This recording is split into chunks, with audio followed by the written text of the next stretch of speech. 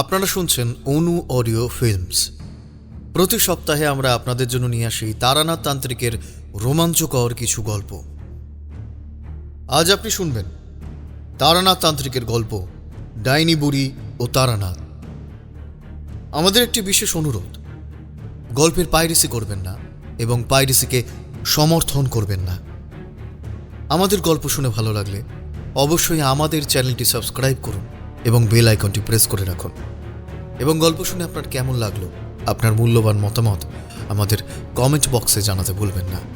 শুরু হচ্ছে আজকের গল্প ডাইনি বুড়ি ও তারানাথ।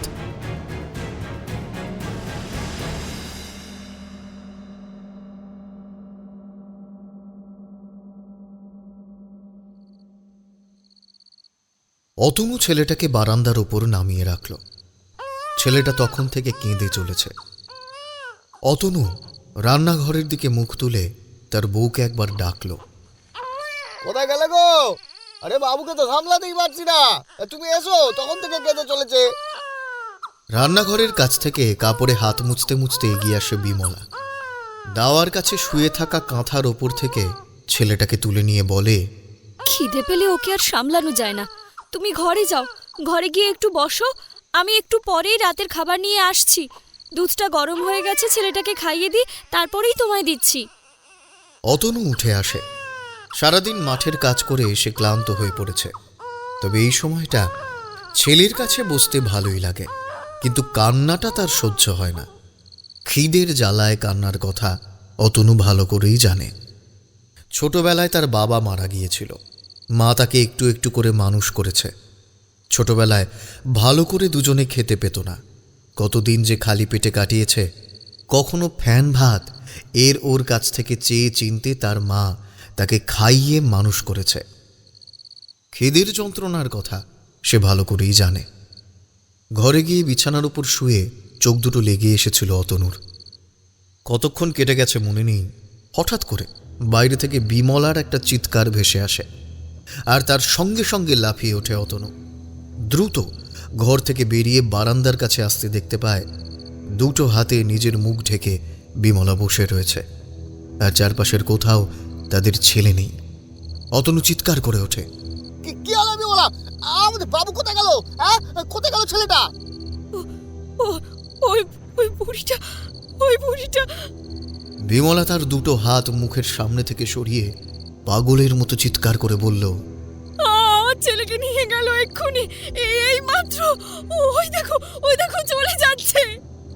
বিমলার কথা শুনে সামনের দিকে তাকাতেই অতনু দেখতে পায় অন্ধকারের মধ্যে বাড়ির উঠোন পেরিয়ে দ্রুত পায়ে কি যেন চলে যাচ্ছে। সাদা রঙের একটা অবয়ব দেখা যায় শুধু। অতনু আর দেরি করে না, ঝাঁপিয়ে পড়ে উঠোনের ওপর। তারপর দ্রুত দৌড়তে থাকে সামনের দিকে। তার সঙ্গে চিৎকার করে বলতে থাকে, আমার ছেলেটাকে নিয়ে গেল, আমার ছেলেটাকে নিয়ে গেল গো! কে কোথায় আছো তোমরা? আমার ছেলেটাকে নিয়ে চলে গেল! বাঁচাও, বাঁচাও, কেউ বাঁচাও! আমার ছেলেটাকে নিয়ে চলে গেল! ছেলে ধরা গো! অতনু ভেবেছিল ছেলে ধরা হবে। তাছাড়া মাঝে মাঝে গ্রামে গঞ্জে এখানে ওখানে ছেলে ধরার কথা শোনা যায়, যদিও তাদের ছেলে সদ্যজাত। কিন্তু তাকেও যদি কেউ নিয়ে যেতে চায়। অতনু দৌড়তে দৌড়তে গ্রামের পথের কাছে চলে এলো। সাদা সেই অবয়বটা ততক্ষণে গ্রামের পথ ধরে এক পাশে থাকা জায়গাটায় নেমেছে। সেখান থেকে খানিকটা এগিয়ে গেলে ডোবা, তার পাশে ছোট মতো একটা জঙ্গল। কয়েকজন বেরিয়ে এসেছে। আলো লাঠি হাতে নিয়ে তারা দ্রুত এগিয়ে আসে অতনুর দিকে। অতনু ততক্ষণে পাগলের মতো দৌড়চ্ছে ডোবার দিকে। সেই সাদা মূর্তিটা ডোবার একদম কাছাকাছি চলে এসেছে। এমন সময় আশেপাশের হ্যারিকেন লাঠি সোটা নিয়ে বাকিরা সেখানে গিয়ে পড়ে দ্রুত একটা গাছের তলায়। সাদা মূর্তিটা তার পেছনে গিয়ে দাঁড়িয়েছে। অতনু সেখানে গিয়ে দাঁড়ায়। তার পেছনে আরো কয়েকজন। সকলের কথায় জায়গাটা মুখরিত হয়ে ওঠে। অতনু বলে ওঠে, গাছের পেছনে লুকিয়েছে, ওই গাছের পেছনে, তোমরা তাড়াতাড়ি এসো।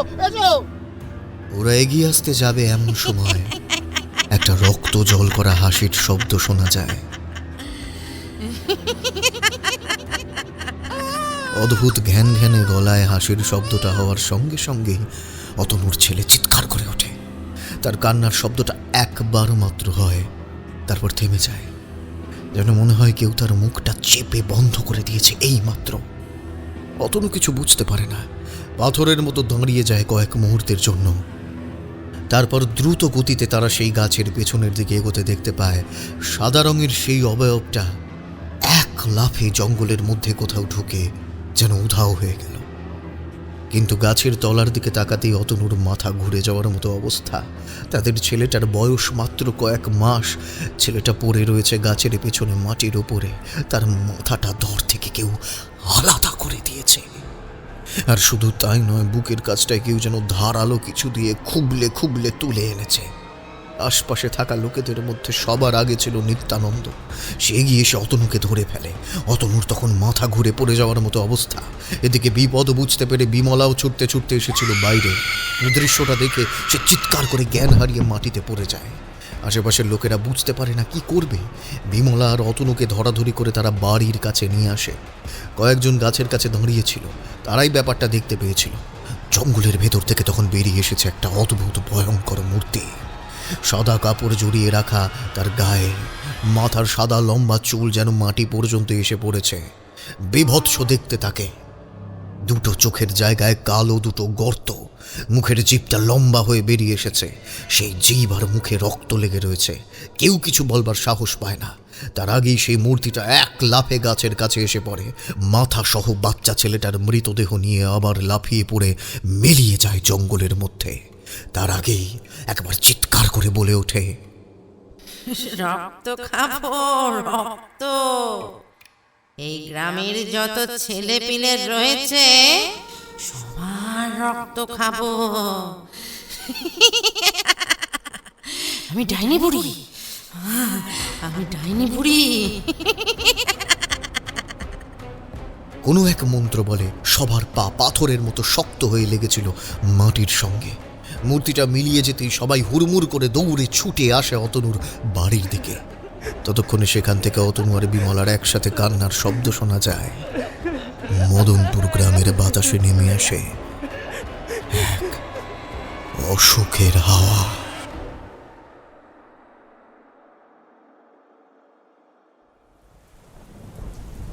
শুনেছি মাঝে মধ্যে সাধক, মানে যারা তন্ত্রমন্ত্র করে, তারা বাচ্চাদের শরীর নিয়ে মাঝে মাঝে অনেক কাজ করে।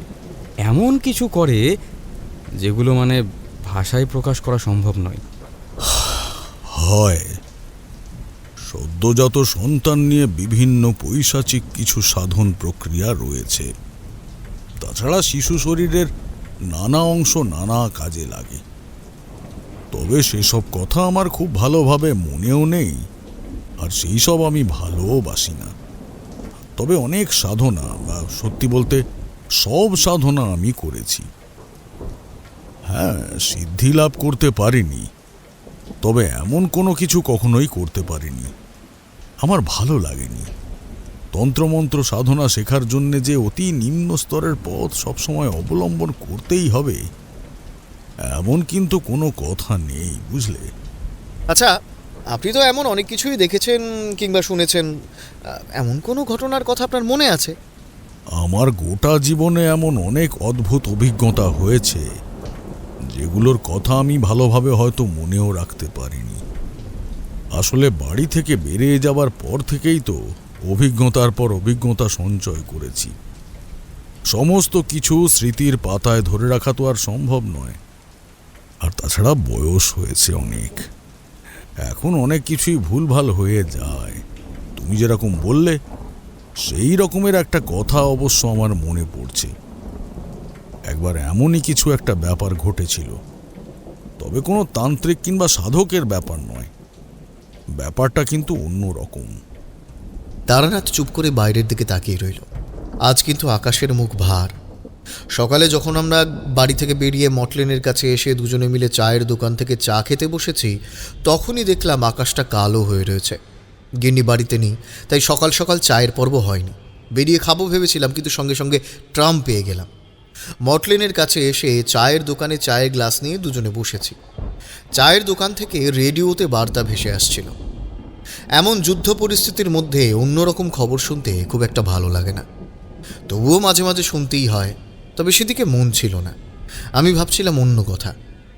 কিশোরী বোধহয় মন দিয়ে খবরটা শুনছিল, তারপর বলল, খবর শুনেছ? কোথায় নাকি এক জায়গা থেকে একসঙ্গে একেবারে 12টা শিশুর শরীর খুঁজে পাওয়া গেছে। মৃত শরীরগুলো কোনো একটা আবর্জনা স্থানে পড়েছিল। যেখানে পাওয়া গেছে সেখানে লোকজন খুব একটা থাকে না। তারা এখানে কোথা থেকে এলো এবং কিভাবে এলো সেটাই তো বোঝা গেল না। তাদের কারোরই নাকি মাথা ছিল না। বয়স ওই 1 থেকে 3 বছরের মধ্যে হবে। এমন কাজও কেউ করতে পারে? ছেলে ধরার ব্যাপার নাকি? গ্রামেগঞ্জে তো শুনেছি ছেলে ধরা ব্যাপার এখনো রয়েছে। তারাই এসব কাজ করছে না তো? বুঝতে পারছি না ব্যাপারটা কীরকম হতে পারে বলো তো। খবরটা শোনার পর থেকে একদমই ভালো লাগছে না। হ্যাঁ, ঠিক তখনই আমি কথাটা বলেছিলাম মাঝে মাঝে তো তারানাথের কথায় এমন কিছু অদ্ভুত ব্যাপার উঠে আসে। তন্ত্র সাধনা কিংবা ক্ষমতা লাভের জন্য অনেক সাধক তান্ত্রিক এমন কাজ করে থাকে। ব্যাপারটা তেমন নয় তো? আমাদের কথা বোধ হয় পাশে বসে থাকা চা খেতে থাকা একটা লোক শুনেছিল। এবার সে বলল, এই সব কাজ কখনোই কোনো মানুষ করতে পারে না, বুঝলে বাবারা? এসব কাজ যারা করেছে তারা শয়তান ছাড়া আর কিছুই নয়। সত্যি কথাই বললাম গো, বুঝলে? এতগুলো বাচ্চা ছেলেকে এমনভাবে কেউ মারতে পারে না। কিন্তু দেশে তো আইন কানুন বলে কিছু আছে নাকি? ইংরেজ সরকারের রাজত্বে আইন কানুন তো রয়েছে। তারা কি এসব ব্যাপারে কিছুই দেখেন না? গ্রামে গঞ্জের দিকে গিয়ে একবার দেখো, ফাঁকা ধুধু প্রান্তর ছাড়া আর কিছুই চোখে পড়বে না। সেখানে যাবেই বা কি করে? রাতের বেলা সেই সব স্থানে একটা মানুষ পর্যন্ত চোখে পড়বে না। আমার বাড়ি বৈরি গ্রাম, সেইখানে আমাদের গ্রাম থেকে পাশের গ্রামে যেতে হলে একবেলা হাঁটা পথ, না হলে ওই গরুর গাড়িতে যেতে হবে। একবার যদি রাতের বেলা কেউ সেই পথের মধ্যে কোনোভাবে আটকে যেত তাহলে ডাকাতের হাতে মরতে হতো, বুঝছো? এমন জায়গায় আইন শৃঙ্খলা, ও সব হয় না বাবা, ও সব হয় না। কিশোরী আর কিছু বলল না। অনেকক্ষণ এই সমস্ত নিয়ে কথা বলল। তারপর এক সময় বৃদ্ধ উঠে পড়ল, আমরাও উঠে পড়লাম। তারপর তারানাথের কাছে গিয়ে সেই সমস্ত কথা যখন খুলে বললাম, তারানাথ একবার হতাশ দৃষ্টিতে চারপাশে তাকিয়ে বলল, কতগুলো নতুন জীবন এমনভাবে মিশে গেল, কি আর বলি বলো তো। এইসব কাজ যারা করেছে তারা মানুষ নয়। ওই লোকটি ঠিক কথাই বলেছে। কিন্তু এতগুলো বাচ্চার মাথা কাটা, তার উপর শরীরগুলো ওখানে পড়ে আছে, তাদের মাথাগুলোই বা গেল কোথায়? সেগুলো নিয়ে কে কি করলো বলুন তো? অনেক কিছুই হতে পারে। কোনো নৃশংস মানুষ কিংবা মানুষের দল এমন কাজ করতে পারে। আবার কোনো নির্দিষ্ট কারণেও এমন কাজ হয়ে থাকতে পারে। বিশেষ করে তাদের কোনো খোঁজ খবর তো পাওয়া যায়নি। মানে তারা কোথা থেকে এসেছে কিংবা কোথাকার ছেলে ছিল। এরপর একটা দীর্ঘশ্বাস ফেলে তারানাথ বলল, আরে আমাদের সময় এমন অনেক ব্যাপার ঘটতো, বুঝলে? তখন আমার গ্রামের ছেলে ধরার কথা শুনলে সবাই ভয়ে তটস্থ হয়ে পড়ত। ছোটবেলায় কতবার ঘর থেকে বের হতে গিয়ে বাবা মায়ের কাছে ছেলে ধরার কথা শুনে ঘরে ঢুকতে হয়েছে। তবে একটু বড় হওয়ার পরে কিন্তু আমি আর ভয় পেতাম না, কারণ বাড়ি থেকে খুব বেশি দূরে তো আমি কখনো যেতাম না। ওই কৈখালির মাঠে, আর না হলে বাড়ির কাছাকাছি। তবে আমাদের গ্রামে ছেলে ধরার উপদ্রব কিন্তু একবার হয়েছিল। সেই কথা তোমাদের অন্য সময় বলবো কোন। সেইবারে আমাদের গ্রাম থেকে 2টো ছেলে চুরি হয়ে গেছিল। তবে চুরি করে লোকগুলো গ্রাম থেকে বের হতে পারেনি, তার আগেই ধরা পড়েছিল। বস্তায় ভরে ছেলে দুটোকে নিয়ে চলে যাচ্ছিল। গ্রামের লোকেরা ধরে ফেলে। আর সে তো একাকার কাণ্ড, বুঝলে? কিন্তু যে কথা তোমরা বললে তা কিন্তু ছেলে ধরার কাণ্ড নয়, এটা অন্য ব্যাপার। শুনেছি ওই কোথাও কোনো সেতু কিংবা বড় কোনো কাজের সময় নাকি মাটিতে ওরকম বাচ্চাদের পুঁতে দেওয়া হয়, তারপরে নাকি সেই কাজ ভালো হয়। এমন কিছু কুসংস্কার গ্রামেগঞ্জে এখনও আছে। কিন্তু সেই ক্ষেত্রে তো মাথাগুলোও থাকতে হতো, আর না হলে মাথাটাও সেই কোনো স্থানেই পুঁতে দিতে হতো। শরীর এক জায়গায়, মাথা অন্য জায়গায়। শুধু মাথা নিয়ে তো এসব কাজ হবে না, বুঝলে? এটা অন্য কোনো ব্যাপার। আমি ঠিক বুঝতে পারছি না। এইভাবেই শুরু হয়েছিল আমাদের কথা। তারপর কথায় কথায় তারানাথ এক সময় বলল, অপেক্ষা করো, তোমাদের একটা গল্প বলি। আর গল্প কেন, নিজের জীবনের অভিজ্ঞতা শোনো। শোনো, আকাশের অবস্থা কিন্তু ভালো নয়। তোমরা বসো, একটা সিগারেট ধরিয়ে নিই, তারপর বলতে শুরু করি। কি, এমন মেঘলা দিনে তোমাদের সেই গল্প শুনতে বেশ ভালোই লাগবে। মন দিয়ে শোনো, সেই মন খারাপের গল্প। প্রথম যখন তারানাথের কাছে এসেছিলাম তখন তারানাথ এই কথাটা মাঝে মাঝে বলতো। এখন তার মুখে আবারও সেই কথা শুনে আমার সেই প্রথম দিনের কথা মনে পড়ে গেল। সেই গলিগুজের মধ্যে ঢুকে আসা শ্যাওলা ধরা দেয়াল, তার মাঝে ঝুলে থাকা সাইনবোর্ড, তার ভেতরে ঢুকে তারানাথকে দেখে প্রথমে একটু অবিশ্বাসই করেছিলাম। সেই তারানাথই যে আমাদের কাছে আজ কত বড় বিশ্বাসের পাত্র হয়ে উঠেছে সে কথা আলাদা করে বলে দিতে হয় না। একটু চুপ করে থেকে তারানাথ বলতে শুরু করলো। তখন বর্ষাকাল, সবেমাত্র বর্ষা শুরু হয়েছে। বর্ষাকালে গ্রাম বাংলার বর্ষা আসতে একটু দেরি করে। তাছাড়া আমাদের বাংলাদেশে বর্ষাকালে একবার হুড়মুড় করে প্রবেশ করলে বর্ষা পেরিয়ে হেমন্ত পর্যন্ত তার রেস থেকে যায়। সে কথা তো তোমরা জানোই। একবার বন্যা হলে মানুষের দুর্গতি ছাড়াও বন্যা শেষ হয়ে যাওয়ার পরেও কত মানুষ যে কলেরা আরো কত রকমের রোগে মারা পড়ে তার ইয়ত্তা নেই। এখানে ওখানে শিয়াল কুকুরে টেনে টেনে নিয়ে যায় মৃতদেহ, মরা পড়ে থাকে রাস্তাঘাটে। কে পোড়াবে আর কেই বা তার সদ্গতি করবে? মানুষ জীবিতকালে নিজের জন্য কত আস্ফালন করে, হ্যাঁ, অথচ মৃত্যুর পরে সেই মানুষের অবস্থা এই রকম হয়। একে একে গ্রামের জমিদারের মৃতদেহকেও আমি সেই গ্রামের মাটির পথে জলকাদার মধ্যে শিয়াল কুকুরে টানাটানি করতে দেখেছি। আমরা সেইখান দিয়ে ফিরছিলাম কোনো মতে। সেই গ্রামে প্রবেশ করতে হয়েছিল বাধ্য হয়ে। বিশ্বাস করবে না, চারপাশে শুধু মৃতদেহ, তার মধ্যে দিয়ে আমরা। যাই হোক, যে কথা বলছিলাম, একবার এমনই একটা বর্ষার শুরুর দিকে আমি গিয়ে পৌঁছালাম মদনপুর নামের এক গ্রামে। সেইখানে যাবার অবশ্যই অন্য একটা কারণ আছে। আগের গ্রামে শুনেছিলাম মদনপুরে রয়েছে এক বড় শ্মশান। সেই শ্মশানে নাকি নানা সময়ে সাধু আর তান্ত্রিকেরা ঘোরাফেরা করে। তাই শুনে সেখানকার উদ্দেশ্যে রওনা হলাম। তখনও মধুসুন্দরী দেবীর সঙ্গে আমার সাক্ষাৎ হয়নি। মাতু পাগলির সঙ্গে দেখা হওয়ার বছর কয়েক পরের কথা। গুরুর কাছে দীক্ষা নিয়ে বেশ কিছু সাধনা করে মাতু পাগলির আশীর্বাদ এবং সাধনায় সামান্য কিছু ক্ষমতা লাভ করেছি। মদনপুরে যখন গিয়ে পৌঁছালাম তখন দুপুর। মদনপুর শ্মশানের পথটা কোন দিকে সে কথা জানি না। তা হাঁটতে হাঁটতে গ্রামের পথে একজনকে দেখি একটা গরু নিয়ে লাঠি হাতে হেঁটে হেঁটে এই দিকেই আসছে। তো তাকে ডেকে বললাম, তোমাদের এই গ্রামের শ্মশানটা কোন দিকে বলতে পারো? কেন বলতে পারবো না ঠাকুরমশাই, আপনি আসুন। ওই যে সোজা পথ চলে যাচ্ছে, ওখান থেকে আরেকটু এগিয়ে গিয়ে বাঁ দিকে নামতে হবে। তারপরে আরেকটু এগিয়ে গেলেই দেখতে পাবেন বড় বট গাছ, তার কাছে দাঁড়ালেই শ্মশান দেখা যায়। কিন্তু আপনি শ্মশানে যাবেন কেন? না মানে এদিকে তো আপনাকে এর আগে দেখিনি। শ্মশানে সাধু সন্তের খোঁজে এসেছি। এই কথা শুনে সে একবার মুখ বেজার করে বলল, এ বাবা ঠাকুরমশাই, আপনি এখন এলেন? দুদিন আগে এক সাধু সেই শ্মশানে ছিল, সে তো চলে গেল কালকে। আজ এখন আর শ্মশানে তো কেউ নেই, আমি তো ওই দিক দিয়ে গেলাম। কপালটাই খারাপ বুঝলে, গ্রামে এলাম অথচ সাধুর দেখা পাবো না। কি করা যায় বলো তো? আচ্ছা, আশেপাশে আর কোনো গ্রামের শ্মশান আছে, মানে তার সন্ধান দিতে পারো? তা পারবো না কেন, কিন্তু বিষয় হলো এখান থেকে পাশের গ্রাম অনেক দূর, সেই গ্রামে শ্মশান নেই। তারপরে বসন্তপুরে একটা শ্মশান আছে, তবে ছোট শ্মশান। আশেপাশের কয়েকটা গ্রামের লোকেরা আমাদের এই এই এই শ্মশানেই আসে। আপনি এসেছেন যখন, সেখানে একবার গিয়ে দেখে আসতে পারেন। তবে সাধু নেই মনে হয়। বেশ কিছুক্ষণ সেখানে দাঁড়িয়ে তার সঙ্গে কথা হলো।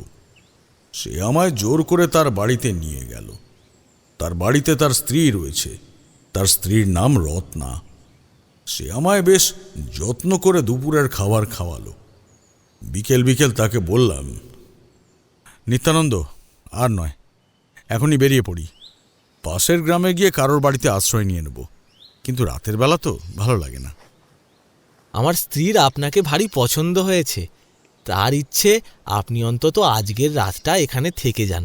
কাল সকালে উঠে যেখানে ইচ্ছে আপনি যাবেন, আপনাকে আমি আটকাবো না। এই আপনার পায়ে পড়ি। এর পরে আর সেখান থেকে চলে আসা যায় না। তারপরে বাধ্য হয়ে সেইখানে থেকে যেতে হলো সেই দিনটা। কিন্তু সেদিন রাতের বেলা যে সেই গ্রামে এমন একটা ব্যাপার ঘটে যাবে সেই কথা কে জানতো।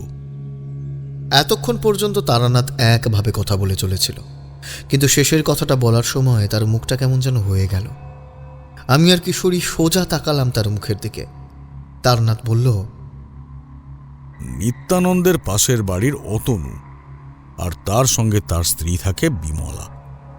সেই দিন রাতের বেলা চেঁচামেচি শুনে আমি ঘর থেকে বের হতে যাচ্ছিলাম, কিন্তু নিত্যানন্দ আমায় বেরোতে দিল না। বলল সে আগে দেখে আসুক তারপরে।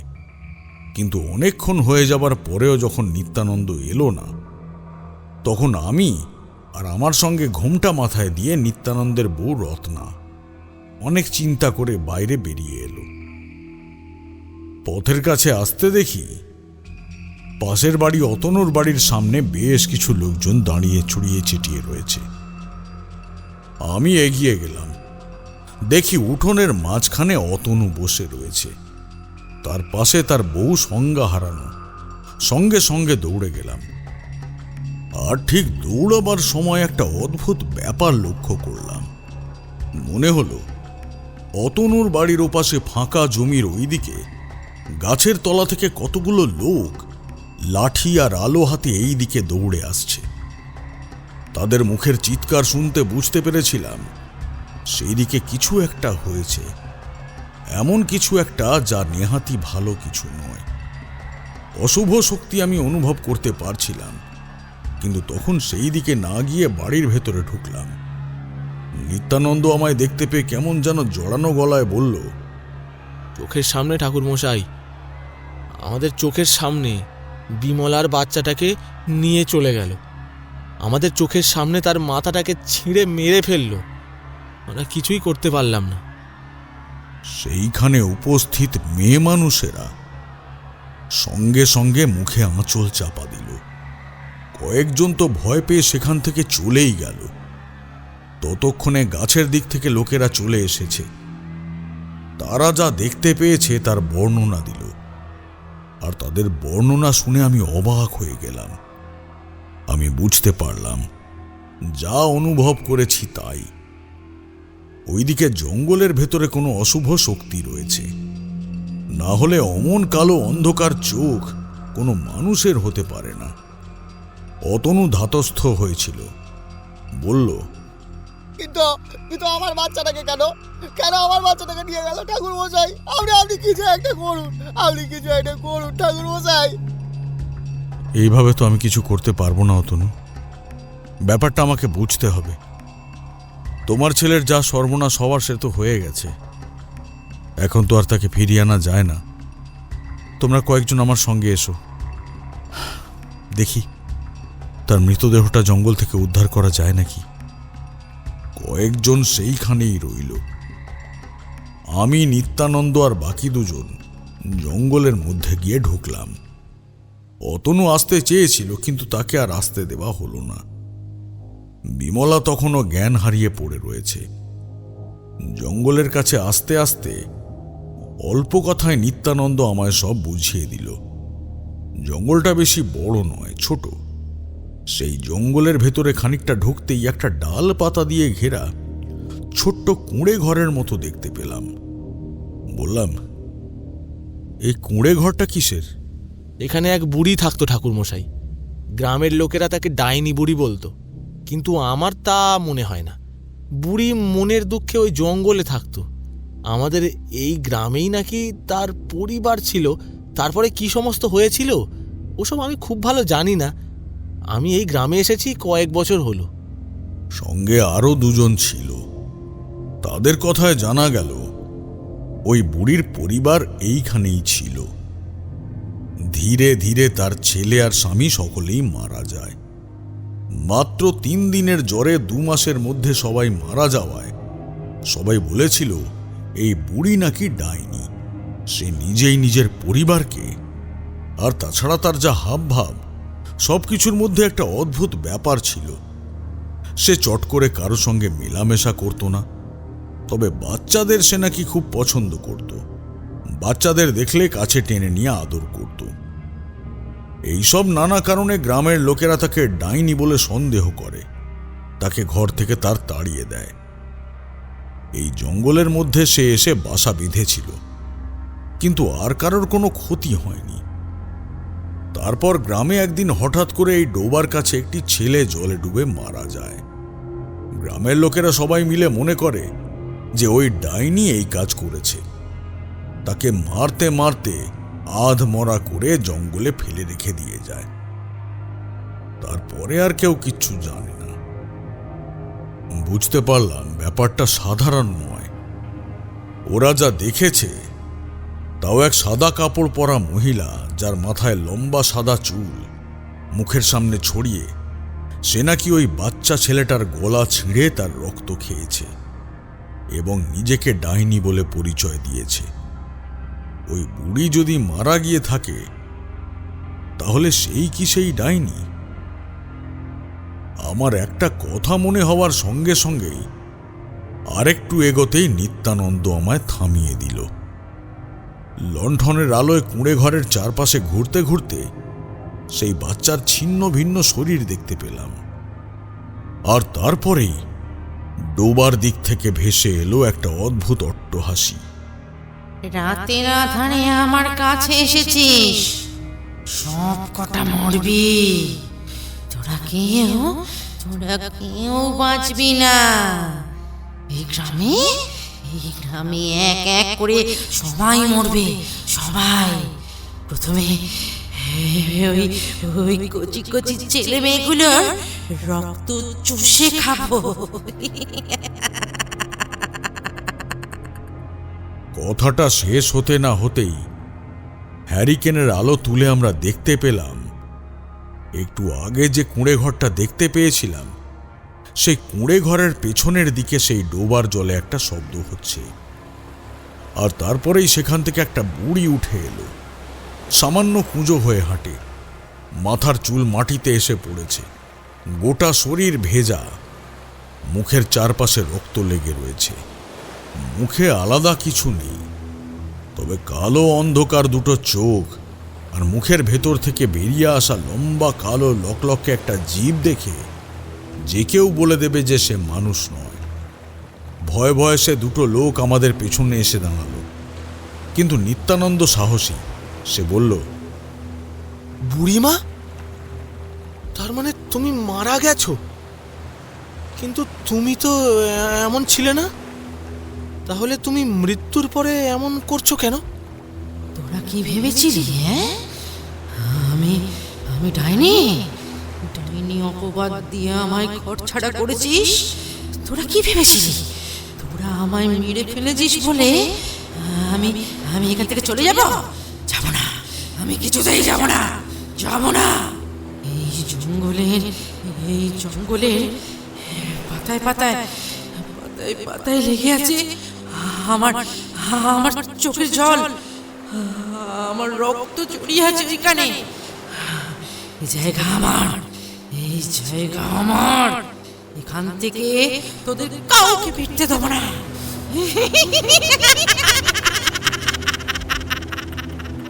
চোখের সামনে সেই সাদা কাপড় পরা বুড়ি এগিয়ে এলো আমাদের দিকে। কিছু বুঝে ওঠার আগেই তার মাথার চুল নিত্যানন্দর পা জড়িয়ে ফেলে। একটা হাতটাকে টানতে টানতে নিয়ে যায় সেই ডোবার দিকে। আমি কিছু বুঝে ওঠার আগেই ব্যাপারটা ঘটে গেল। পেছনের লোক দুটো ভয় পেয়ে পালিয়েছে। আমি সঙ্গে সঙ্গে ছুটে গেলাম সামনের দিকে। ডোবার কাছে মাথার চুলে জড়িয়ে নিত্যানন্দকে সে ডোবার জলে ফেলতে যাবে, এমন সময় নিত্যানন্দ বলল, বুড়িমা, আমি নিত্যানন্দ। আমায় চিনতে পারছো না? নিত্যানন্দর গলা কাঁপছে। অমনভাবে কেউ যদি ডোবার জলের মধ্যে গিয়ে মৃত্যুর জন্য প্রস্তুত হয় তাহলে তার গলা তো কাঁপবেই। আমি একটু দূরে দাঁড়িয়ে রয়েছি। বিপদ বুঝলে নিত্যানন্দকে বাঁচাবার জন্য একটা কাজ করতে পারি বটে, কিন্তু তার আগেই ব্যাপারটা কেমন যেন বদলে গেল। নিত্যানন্দ ডোবার সামনে হুমড়ি খেয়ে পড়ল। সাদা লম্বা চুল যেন মিলিয়ে এলো অতি সাধারণ লম্বা কালো চুলের মতো। তার চোখের সেই কালো অন্ধকার ভাব কোথায় যেন মিলিয়ে গেল। লম্বা জিভটা গুটিয়ে আছে। সে বলল, নিত্যানন্দ, ওই গ্রামের সবাই তো আমার শত্রু। তুই এখানে এসেছিস কেন? চলে যা, চলে যা এখান থেকে। আমি আমি আমি তোকে মারতে পারবো না। তুই আমায় মা বলে ডেকেছিস। আমি তোকে মারতে পারবো না। এই গ্রাম ছেড়ে দে, তোর পরিবার নিয়ে এই গ্রাম থেকে চলে যা, চলে যা বলছি। নিত্যানন্দ তোমায় মা বলে ডেকেছে বলেই তুমি তাকে ক্ষতি করবে না। আর ওই অতনুর ছোট্ট ছেলেটা, সে তোমার কি ক্ষতি করেছে? সঙ্গে সঙ্গে সে আমার দিকে ঘুরে তাকালো।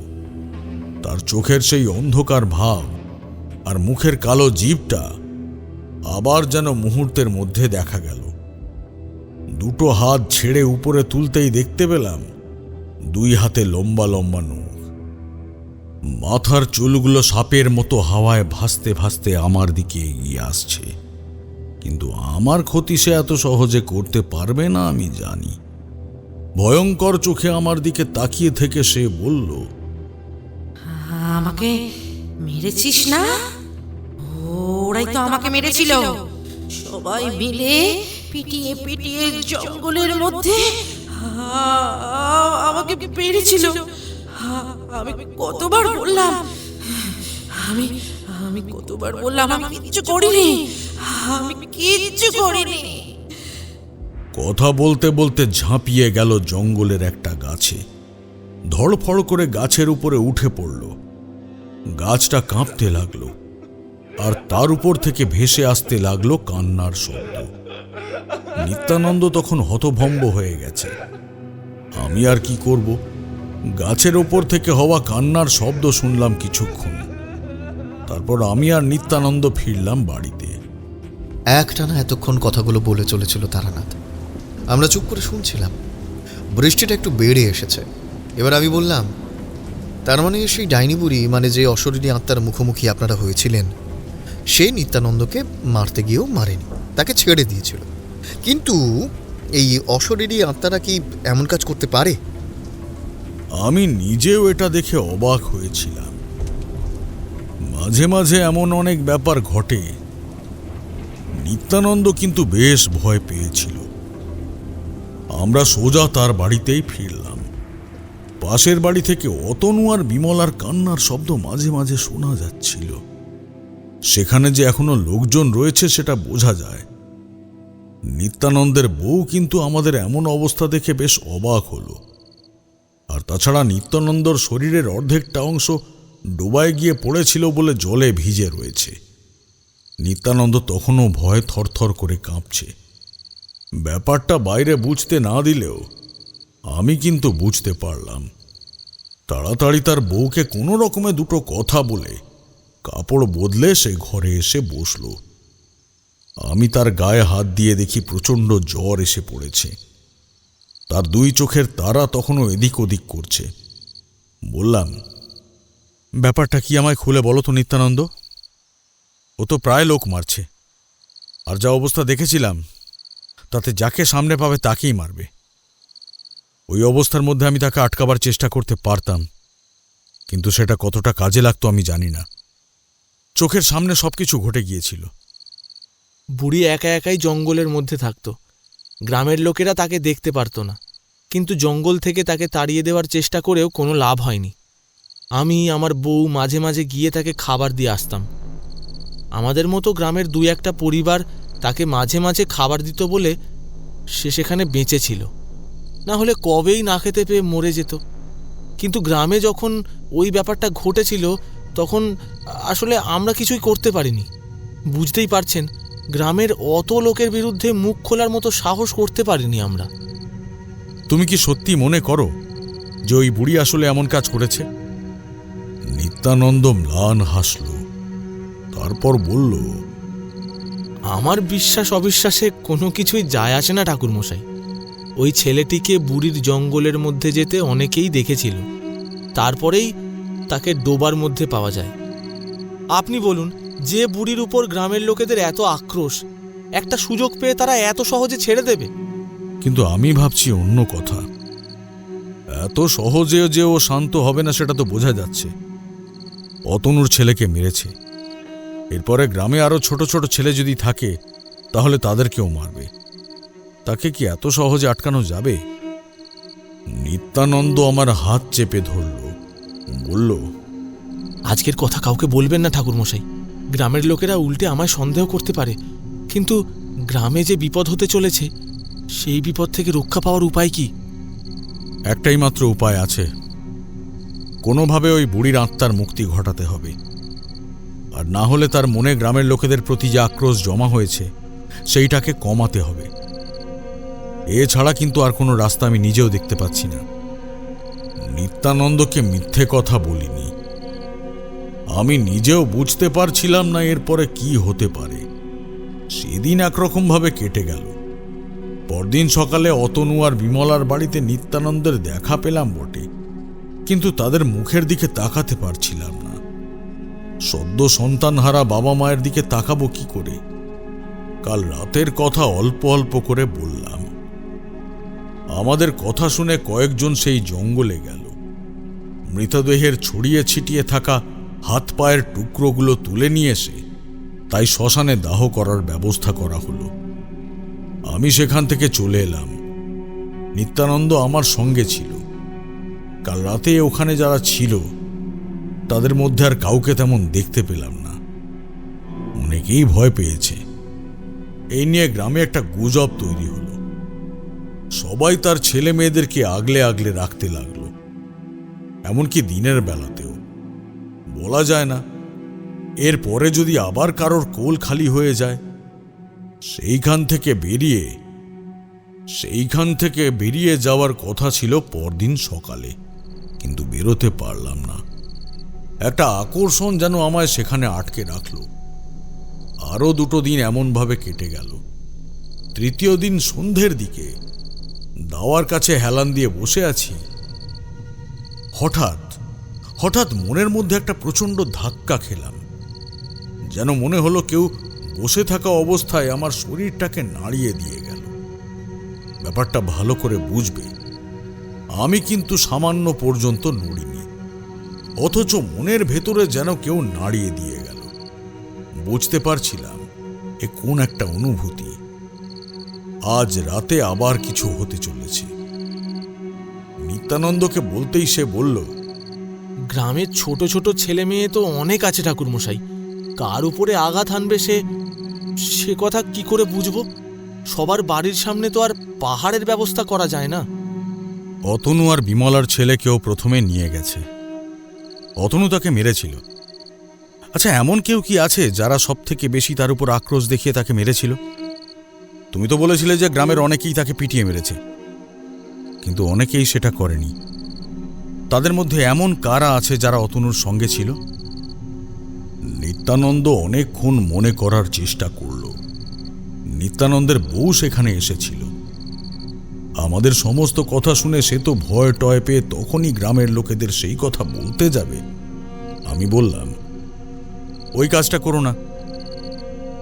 গোটা গ্রামের লোকেরা যদি একবার এই নিয়ে ব্যস্ত হয়ে পড়ে তাহলে কিন্তু ওই বুড়ির কাজ আরো সহজ হয়ে যাবে।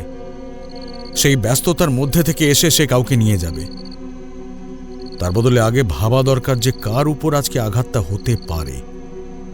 আমাদের তো কোনো ছেলে পিলে নেই, কিন্তু মায়ের কোল খালি হয়ে গেলে তার দুঃখ আমরা বুঝতে পারি ঠাকুরমশাই।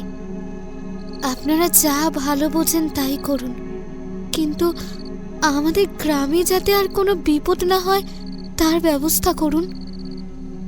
নিত্যানন্দ অনেকক্ষণ ভেবে দুজনের নাম বলল। অতনুর সঙ্গে তারা দুজনেই নাকি প্রথম গিয়েছিল ওই বুড়ির সঙ্গে কথা বলতে। তারাই প্রথম বুড়িকে মারধর করেছিল। রুগ্ন দুর্বল শরীরে সেই মারের ধকল আর সহ্য করতে পারেনি সে। তারপরে গ্রামের লোক ধীরে ধীরে জড়ো হতে শুরু করেছিল। তাদের মধ্যে দুজন ছিল, একজন বলহরি আর একজন ছিল গোবিন্দ। বলহরি আর গোবিন্দ দুজনের বাড়িতেই বাচ্চা আছে।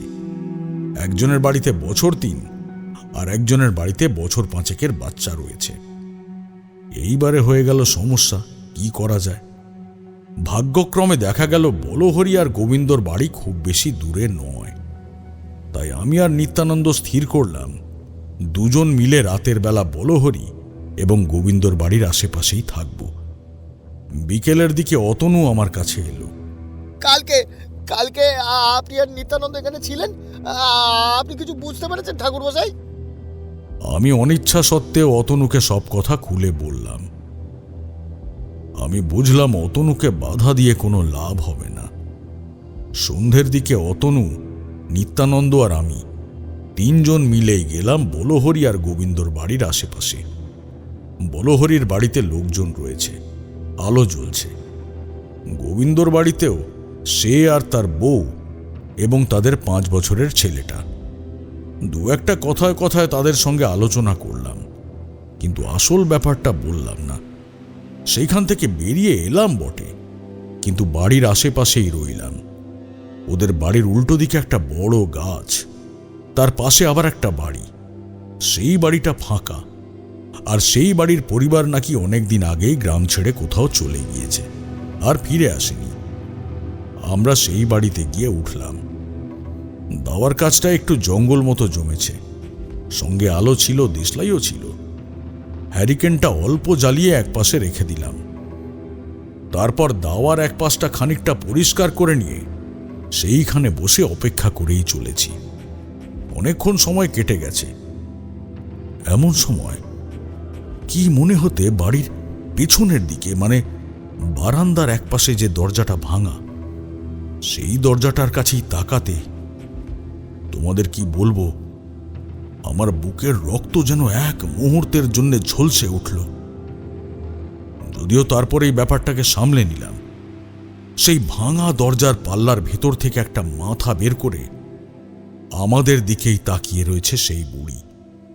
কালো দুটো অন্ধকার চোখ, মুখের কালো জিভটা লম্বা, যেটা সাপের মতো মুখের বাইরে বেরিয়ে লকলক করছে। বুঝতে পারলাম আমরা যেমন তার জন্য অপেক্ষা করছি, সেও আমাদের জন্য অপেক্ষা করছে। আমরা ঘুমিয়ে পড়লে সে বাইরে বেরিয়ে বোধহয় তার কাজ করবে। এখানে তোমরা বলতে পারো 2 দিন মাঝখানে কিছু হলো না কেন? তা আমি বলতে পারি না।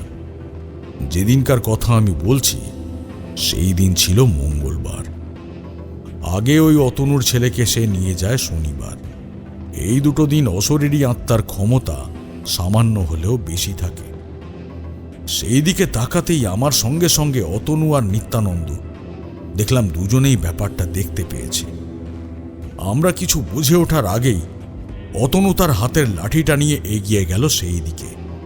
একটা খলখল করে হাসি হেসে ঘরের দরজার ভেতরে অন্ধকারের মধ্যে মিলিয়ে গেল সেই মূর্তি। আমি অতনুকে বারণ করলাম, কিন্তু সে শুনল না। তার মাথায় তখন রক্ত উঠেছে। লাঠিটাকে হাতে নিয়ে সে দৌড়ে ঢুকলো ঘরের ভেতরে। প্রথমে কিছু শুনতে পেলাম না। আলোটা হাতে নিয়ে নিত্যানন্দ দরজার কাছে গিয়ে পড়েছে। এমন সময় প্রচণ্ড ধাক্কায় অতনু ছিটকে পড়ল ঘরের বাইরে। দেখি তার বাঁ হাতের কাছ থেকে রক্ত গল গল করে পড়ছে। ধারালো নখের আঁচড়ে সেখানে ক্ষত হয়ে গেছে। আমি অতনুকে বলেছিলাম দেহবন্ধন করতে, কিন্তু সে করেনি। দেহবন্ধন করলে সেই অশরীরী আত্মা আশেপাশে আসবে না। নিত্যানন্দ আর আমি দেহবন্ধন করেছিলাম। আমরা ছুটে গেলাম অতনুর দিকে। ভেতর থেকে সেই মূর্তিটা তার উপর লাফিয়ে পড়ার আগেই আমি তাকে সরিয়ে নিলাম। সামনে থেকে ধারালো নখ নিয়ে সে ঝাঁপিয়ে পড়ল নিত্যানন্দের মুখটা যেখানে ছিল সেই বরাবর। দৃশ্য দেখে নিত্যানন্দ ভয় পেয়ে গেছে। অতনু ঠক ঠক করে কাঁপছে, কিন্তু তবুও চিৎকার করে বলছে, আমি বললেও ক্ষতি নেই, তোকে তোকে আমি মারবো। এই গ্রাম থেকে তোকে আমি নিয়ে যাব আমি। কি ভেবেছিস তোরা?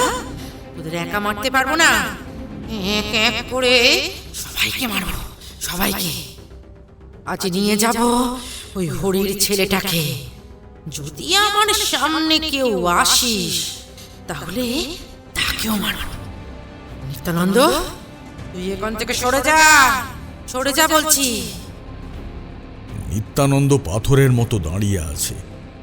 আমি অতনুকে কোনো রকমে বসাবার চেষ্টা করছি, তার হাত থেকে ঝরে পড়া রক্তটা বন্ধ করার চেষ্টা করছি। সেই বুড়ি আগের মতোই সামান্য ঝুঁকে আস্তে আস্তে এগোতে লাগলো বলহরির বাড়ির দিকে।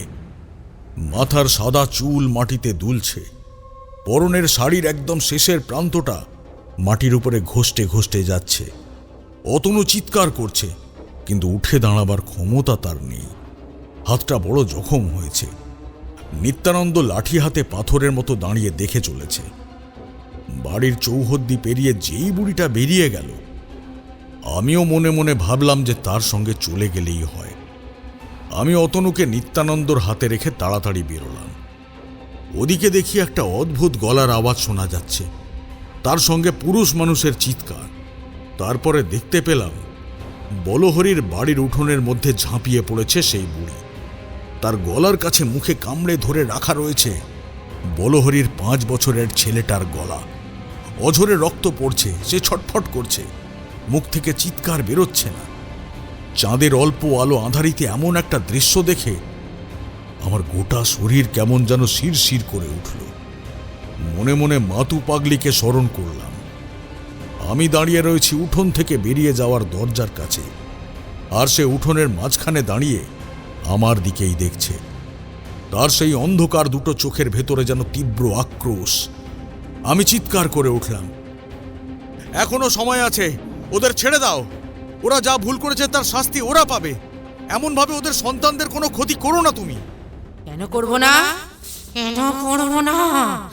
সবাইকে মারবো, সবাইকে মেরে রক্ত খাবো, রক্ত।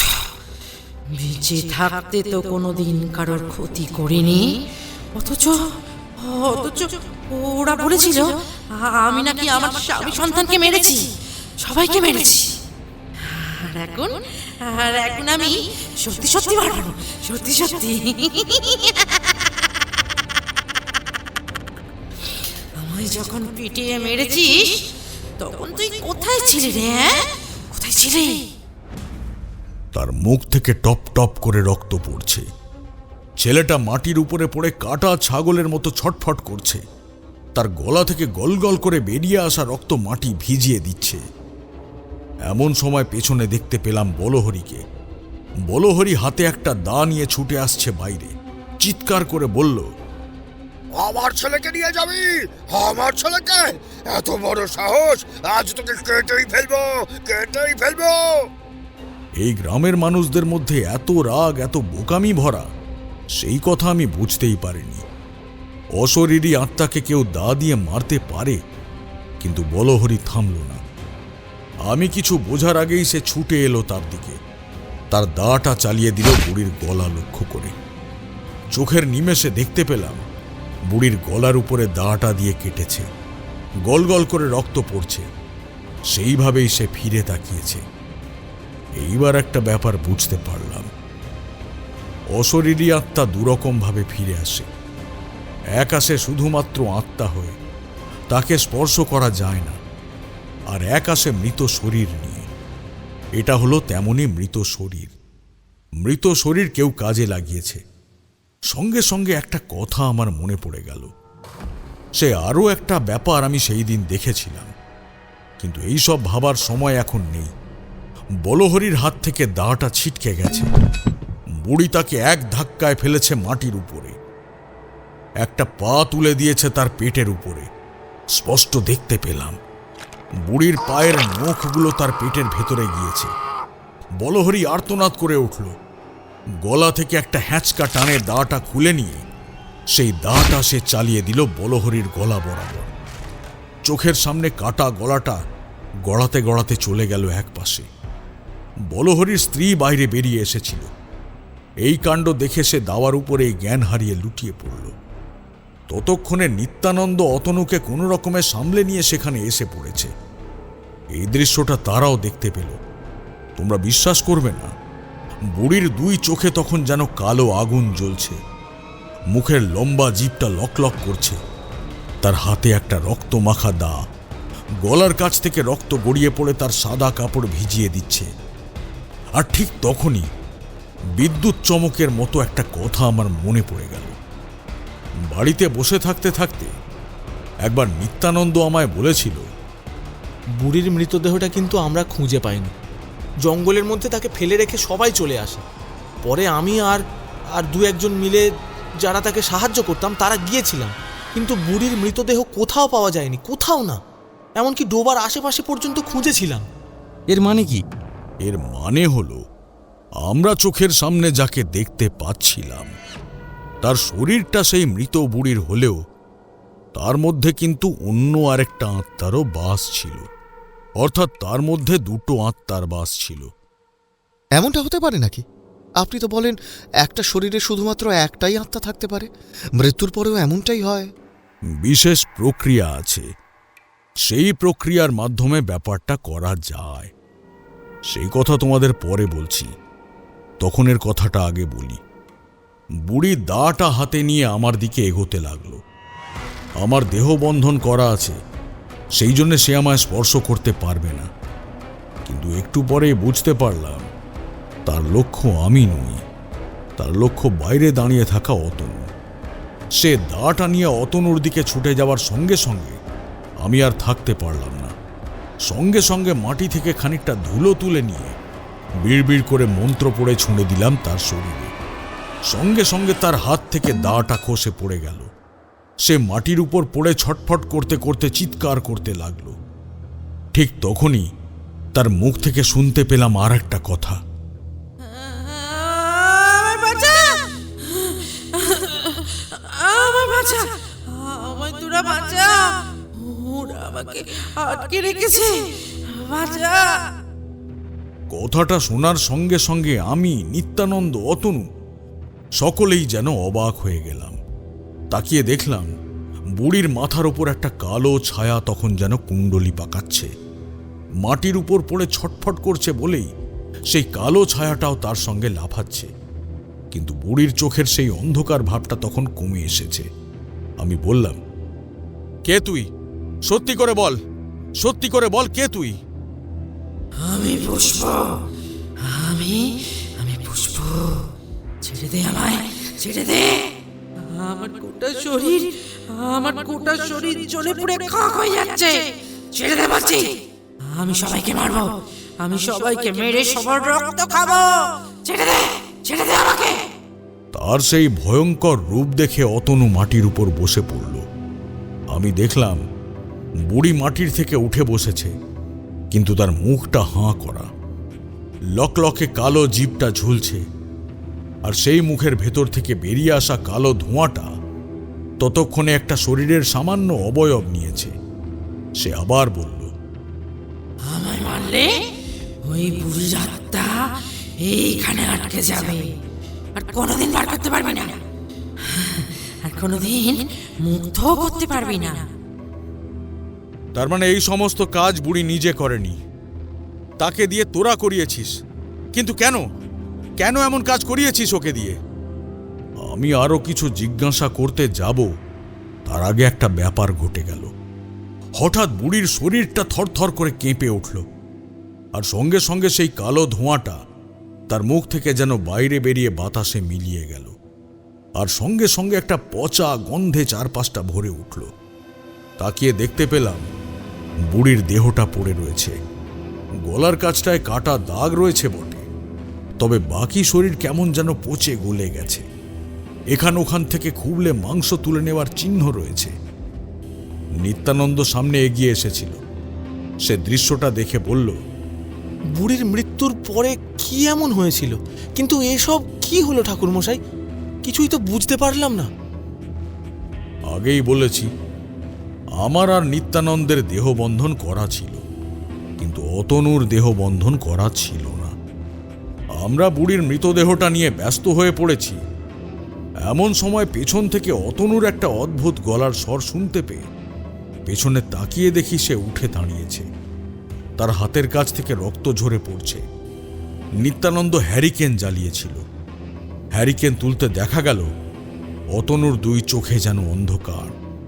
তার মুখের ভেতর থেকে সেই লম্বা কালো জিভটা বেরিয়ে এসেছে। আমি চমকে উঠলাম। আবার তুই ওর শরীরে প্রবেশ করেছিস কেন? কি চাস তুই? মারতে চাই, আমি এই গ্রামের মানুষদের মারতে চাই।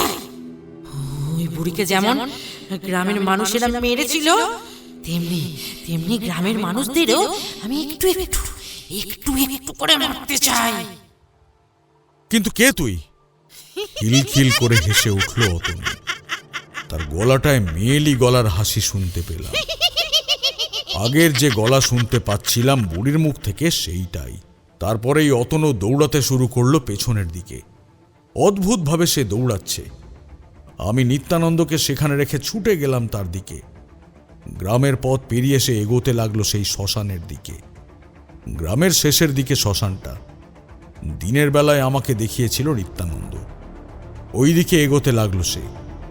চোখের সামনে যেন সবকিছু জলের মতো একটু একটু করে পরিষ্কার হয়ে যাচ্ছিল।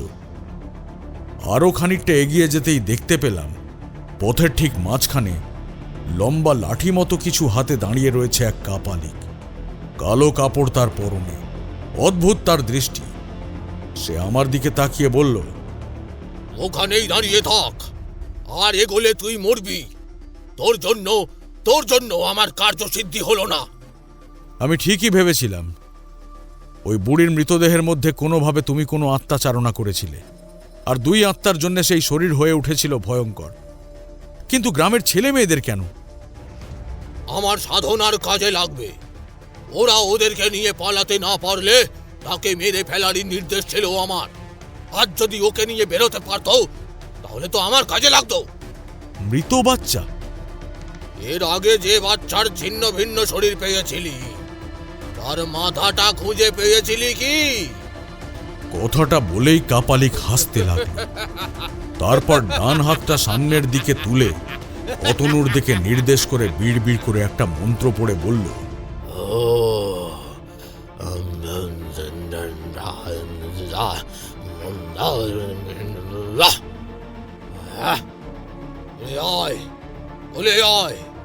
এই গ্রামে আর নয়। একবার যখন বাধা পেয়েছি তাহলে আর আমার কাজ এখানে সম্পূর্ণ হবে না। চল, অন্য কোথাও যেতে হবে, চল। কাপালিকের কথা শেষ হতে না হতেই অতনুর শরীর থেকে কালো ধোঁয়াটা এক ঝটকায় বাইরে বেরিয়ে গেল। অতনু হুমড়ি খেয়ে পড়ল মাটিতে। তারপর সেই আঁধারের মধ্যে কাপালিক কোথায় যেন মিলিয়ে গেল, আর সেই কালো ধোঁয়াটা বাতাসে ভাসতে ভাসতে এগোতে লাগলো তার দিকে। একবার সেই কালো ধোঁয়ার দিকে তাকিয়ে একটা দৃশ্য দেখতে পেয়েছিলাম। সেই কালো ধোঁয়ার মধ্যে অদ্ভুত একটা মুখ, আর সেই মুখের উপর থেকে বেরিয়ে রয়েছে সেই লম্বা কালো জিভটা। নিত্যানন্দ গ্রামের সকল লোকেদের খবর দিয়েছিল। সমস্ত কথা তাদের খুলে বলার পর গোবিন্দ খুব ভয় পেয়ে গিয়েছিল। যদি বলহরির বাড়িতে না গিয়ে তার বাড়িতে যেত, তাহলে কিন্তু কখনো সবার কাছে সবকিছু পরিষ্কার হতো না। বলহরির সেই মাথা কাটা মৃতদেহটাকে সেই শেষ রাত্রের দিকেই গ্রামের শ্মশানে পুড়িয়ে দিতে গিয়েছিলাম আমরা। আর তখনই দেখা গিয়েছিল কাপালিককে। সে রাস্তার কাছে এসে কোনো তন্ত্রক্রিয়া করছিল। সেই রাতেই যে সেখান থেকে সে পালিয়েছিল, সেই কথা বোঝা গিয়েছিল।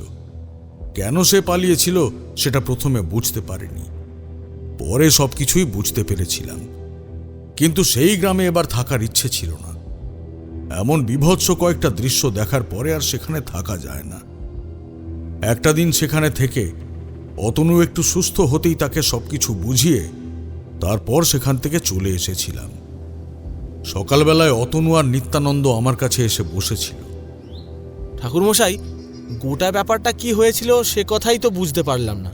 ওই বুড়ির দেহে আর একটা আত্মা এলো কি করে? আর ওই বুড়ি তার মানে আমাদের কাউকে মারতে চায়নি? কাপালিকদের একটা নিম্ন স্তরের সাধনা আছে।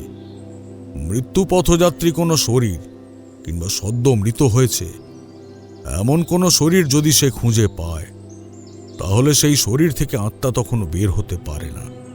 সেই শরীরের মধ্যে যদি কেউ এক অশুভ পিশাচিনীর আত্মাকে প্রবেশ করাতে পারে, ওই একটিমাত্র উপায়ে একই শরীরের মধ্যে দুটো আত্মা থাকে, আর তাতে ওই পিশাচের ক্ষমতা বাড়ে। আর যখন ওই আত্মার সঙ্গে জুড়ে যায়, তখন এই দুটি আত্মারই সমস্ত শক্তি এবং সমস্ত স্মৃতি থাকে। তার মধ্যে তাই বুড়ির আত্মা থাকার জন্যে সে তোমায় এক মুহূর্তের জন্য চিনতে পেরেছিল। তখন তার গলাটা সামান্য অন্যরকম বলে আমার মনে হয়েছিল। বুড়ি নিজে কাউকে মারেনি। ওই আত্মার বশীভূত হয়ে সে গ্রামের ছেলেদের নিয়ে যেতে চেয়েছিল ওই কাপালিকের কাছে, তার কোনো কাজের জন্য।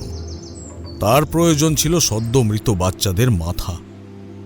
জঙ্গলের মধ্যে কুটিরের কাছে, তাই তো আমরা মাথা বাদে বাকি শরীরটাকে পেয়েছিলাম। ওই কাপালিক নিশ্চয়ই সেখানে ছিল। ডোবার ওপরে এক আবছায়া মতো কাউকে আমি দেখতে পেয়েছিলাম, কিন্তু তখন সেই ব্যাপারে গুরুত্ব দিইনি। কিন্তু কিন্তু সে যে বেছে বেছে আমায় বলহরিকে আর ওই গোবিন্দকে ধরতে গেল কেন? আগেই বলেছি, বুড়ির আত্মা তখনও তার শরীরের মধ্যে ছিল। তাকে কাপালিক মন্ত্র পড়ে আটকে রেখেছিল। তাই তাকে যে তিনজনই প্রথমে মেরেছিল সে কথা তার মনে ছিল, আর সেটাই কাজে লাগিয়েছিল ওই অশরীরী পিশাচিনী। তাতে তার উদ্দেশ্য কেউ বুঝতে পারবে না। সবাই ভাববে ওই বুড়ি মৃত্যুর পর তার প্রতিশোধ নিয়েছে। কাপালিক এটাই চেয়েছিল, কিন্তু মাঝখান থেকে আমি এখানে এসে পড়ায় তাদের সমস্ত হিসেব গন্ডগোল হয়ে গেল। বুড়ির আত্মা তাহলে কোথায় গেল? সে তো মারা গিয়েছিল। তার আত্মা আর মুক্তি পাবে না। ওই কালো ছায়া যখন তার শরীর থেকে বেরিয়ে যায়, তার আত্মার একটা অংশ সে নিজে নিয়ে গিয়েছে। ওই আত্মা কাপালিকের কাছেই বন্দী থাকবে। আবার সে তাকে কাজে লাগিয়ে তার উদ্দেশ্য সাধন করতে পারবে। আমরা গ্রামে বুড়িমার শরীরটা পুড়িয়ে দিয়েছি বটে, কিন্তু তার আত্মাকে আমরা কখনোই মুক্ত করতে পারবো না। যদি কোনোভাবে ওই কাপালিকার মৃত্যু হয় কিংবা অন্য কোনো উপায়ে ওই আত্মা মুক্তি পায়, তাহলে আলাদা। পিশাচিনীকে তুমি দেখেছ, তার নাম আমি জানি না, কিন্তু ওই পিশাচিনীর কথা আমি আগেও শুনেছি। আর তাকে বশীভূত করে সে নিজের শক্তি বাড়িয়ে নিজের কাজে লাগায়। ওই কালো ধোঁয়ার মধ্যে শুধু একটা নয়, অনেকগুলো আত্মা ছিল। তারানাথ চুপ করতে কিশোরী বলে উঠল, তার মানে সেদিন যে ওই বাড়িতে আপনারা থাকবেন সে কথাটা আগে আগে ওরা বুঝতে পেরে গিয়েছিল এই কারণে। সেটাই স্বাভাবিক। গোটা ব্যাপারটা আমি এবার বুঝতে পেরেছিলাম। গ্রামের লোকেদের হাতে ওই বুড়ির মৃত্যুর পর ঠিক সেইখানে চলে আসে ওই কাপালিক। সে আগে আগেই কিছু আন্দাজ করেছিল। তারপর তার মধ্যে ওই পিশাচিনীকে প্রবেশ করায়। অপেক্ষা করে শনিবার পর্যন্ত। শনি আর মঙ্গলবার প্রশস্ত দিন, তাই শনিবার সে অতনুর ছেলেকে নিয়ে যায় এবং তার মাথাটা নিয়ে যায় নিজের কাজে লাগাবার জন্য। কিন্তু আমরা এর মধ্যে প্রবেশ করেছি, তাই মঙ্গলবার সে প্রথমে অতনুকে আক্রমণ করেছিল আমাদেরকে সরিয়ে ফেলার জন্য। কিন্তু তারপরেও যে আমি ওইখানে চলে যাব সেই কথা সে ভাবতে পারেনি। তবে বুড়ির যে নিজের আত্মা ছিল সে কিন্তু তখনও পর্যন্ত তার শরীরের মধ্যেই ছিল, আর তাই সে তাকে বাঁচাবার জন্যে বলেছিল। কিন্তু ওই আত্মা বেরিয়ে যাওয়ার সঙ্গে সঙ্গে নিজের কথা মতো সে বুড়ির আত্মাকেও নিয়ে যায়। আর বলহরি যখন দাঁড়িয়ে বুড়ির গায়ে কোপ দিয়েছিল তখন তার শরীর থেকে রক্ত বেরিয়েছিল কেন? শরীর রয়েই গেছে। শরীর পচে গেলেও সেই শরীর থেকে কালচে হালকা পচা গলা রক্ত বেরিয়েছিল। প্রথমে তার শরীর ছিল তো সম্পূর্ণ, তাই তখন অমন হয়েছিল। কিন্তু পচা গলা শরীরের থেকে যখন সেই রক্তের দিকে আমরা দেখেছিলাম, তাও ছিল আগের মতোই ফ্যাকাশে, অতি সামান্য। অর্থাৎ যা দেখেছিলাম আমরা, তার সব কিছুই ছিল তন্ত্রমন্ত্রের এক মায়ার বাঁধনে ঘেরা। তার মানে আপনি বলতে চাইছেন এই যে খবরে আমরা শুনলাম এতগুলো বাচ্চার মাথা নেই, সেগুলোও কি তাহলে কোনো কাপালিক কিংবা তান্ত্রিক নিজের কাজে লাগাবার জন্য করতে পারে? অবশ্যই পারে। নিম্ন স্তরের শক্তি পাওয়ার জন্য এরা অনেক কিছুই করতে পারে, যা তোমরা ধারণাও করতে পারবে না। আপনি একটা কথা বলবেন বলেছিলেন, পরে বলবেন, কিন্তু সেই কথাটা তো আর বললেন না। তোমাদের মনে আছে দেখছি। হ্যাঁ, আমি তো ভাবলাম তোমরা ভুলেই গিয়েছ। যাই হোক, খোলনি যখন তখন বলি। তোমাদের মনে আছে মদনপুরে আমি গিয়েছিলাম এক সাধুর খোঁজে? সেই সাধু ওই শ্মশানে থাকতো, সেই কথা আমি জানতে পেরেছিলাম। পরে জেনেছিলাম বুড়ি মারা যায় প্রায় সপ্তাহখানেক আগে, আর সেই সাধুও সেইখানে ছিল সেই সময় পর্যন্ত। কিন্তু আমি আসার 2 দিন আগে সে সেইখান থেকে চলে যায়। অর্থাৎ সে কোনোভাবে চায়নি আমার সঙ্গে তার সাক্ষাৎ হোক। এর একটাই কারণ হতে পারে, সে হয়তো জানতো আমি সেখানে আসব। তারানাথের কথা শুনে আমি আর কিছুটা অবাক হয়ে গেলাম। তারানাথ আকাশের দিকে তাকিয়ে যেন নিজের মধ্যেই বলতে লাগলো, ভবিষ্যৎ শুধু উচ্চ স্তরের মানুষেরাই দেখতে পারে এমন নয়। মাঝে মাঝে নিম্ন স্তরের কাপালিক সাধকরা ক্ষমতাবান মেরে এমন কিছু লাভ করতে পারে যে তারা অনেক কিছু বুঝতে পারে। কাপালিক বুঝতে পেরেছিল এইখানে থাকলেই আমি তাকে বাধা দেব তার কাজ করতে। তাই সে পিশাচকে নিয়ে এবং তার আত্মাকে নিয়ে সেইখান থেকে চলে গিয়েছিল গ্রাম ছেড়ে। তবে আমি নিশ্চিত সে অন্য কোনো গ্রামে গিয়ে আবার কোনো এক কঠিন কাজ করতে শুরু করেছিল। কোনো সদ্য মৃত শরীরকে খুঁজে পেলে তার সেই কাজ আরো সহজ হয়ে যেত। মাঝে মাঝে এমন শোনা যায় মানুষের মৃত্যুর পর তার শরীরে ফিরে এসেছে কোনো কারণে। সেক্ষেত্রে কিন্তু সবসময় সে নিজে ফিরে নাও আসতে পারে। অনেক সময় তাকে পাঠানো হয়। শ্মশানে মরা পোড়াতে গিয়ে একটা ব্যাপার তোমরা লক্ষ্য করেছ? মাঝে মাঝে চিতাতে মরা পোড়াবার সময় ডোমেরা বাঁশের আঘাতে মাথার খুলিটা ফাটিয়ে দেয়। হ্যাঁ, লক্ষ্য করেছি, কিন্তু এর কারণ তো মৃতদেহ তাড়াতাড়ি পুড়তে পারে তার জন্য। একদমই না। আসলে মৃত্যুর পরে আত্মা বন্দী থাকে ওই মাথার মধ্যে, আর তার খানিকটা অংশ হলেও সেইখানে থাকে। বাকি অংশ বেশ কয়েক মিনিট ধরে শরীর থেকে বেরিয়ে তার আশেপাশে ঘুরে বেড়ায়। বাকি অংশটুকু শরীর থেকে বেরোতে অনেক সময় লাগে। শ্রাদ্ধ শান্তি করে তার আত্মার মুক্তি কামনা করলে তারপরেই। তাই পুড়ে যাওয়া শরীর থেকে মাথাটা না পুড়লে সেই মাথা কিংবা পুরো শরীর কোনোভাবে কোনো তান্ত্রিক কাপালিক নিজের কাজে লাগিয়ে সেই আত্মাকে বন্দি করতে না পারে, তার জন্য ডোমেরা এই কাজ করে। ওইখানে থাকা ডোমেরা কিন্তু অনেক কিছু জানে, অনেক ক্ষমতা তাদের মাঝে মাঝে থাকে। এমন এক ডোমের কথা তোমাদের পরের দিন বলবো। দেখেছ, কথা বলতে বলতে কত কিছুই মনে পড়ে গেল। গল্প শেষ হয়েছে বুঝতে পেরে আমরা উঠে পড়লাম। পথে নেমে কিশোরী বলল, তার মানে ওই বুড়ির মারা যাওয়ার পরে তার মৃতদেহকে নিয়ে গিয়ে ঠিক এই কাজটাই করেছিল কাপালিক। যদি তার মৃতদেহ আগেই গ্রামের লোকেরা শ্মশানে পুড়িয়ে দিত তাহলে আর এমন বিপদ হতো না। ঠিক, এমনি এমনি তো আর তারানাথ বলে না কর্মফল আছে, ভুল কিছু করলে তার ফল পেতেই হবে। আমরা দ্রুত এগোতে লাগলাম ট্রাম রাস্তার দিকে।